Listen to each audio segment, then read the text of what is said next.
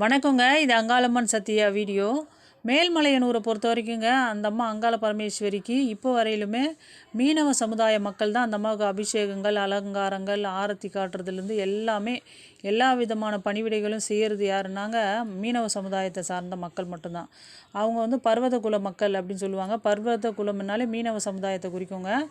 அவங்க தான் இப்போ வரையிலும் செய்து வராங்க வழி வழியாக. எதற்காக அவங்க அந்த மாதிரி செய்கிறாங்க அப்படின்னா, ஏன் மற்ற இனத்தவர் செய்யக்கூடாதா அப்படின்னா என்ன விஷயம்னாங்க, அம்மா அங்காள பரமேஸ்வரி அதாவது பார்வதி தேவி மலையனூரை தேர்ந்தெடுத்து சிவபெருமானுக்கு சாப விமோசனம் கொடுக்கறதுக்காக மலையனூரை தேர்ந்தெடுத்து அந்த அம்மா அமர்ந்திருக்கும் பொழுது புற்றுருவாக அந்த அம்மா அமர்ந்திருக்காங்க. அதை மீனவ சமுதாய மக்கள் அந்த புற்று பராமரித்து பூ பொட்டுலாம் வச்சு அந்த அம்மாவை வணங்குறாங்க.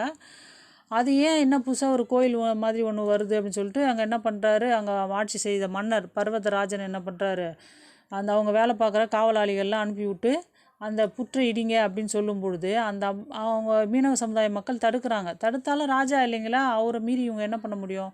அப்படி இருக்கும்பொழுது அவங்க அவங்க அவங்கள பாதுகாக்க எவ்வளோ முயற்சி பண்ணவங்க மீனவ சமுதாய மக்கள் தான்.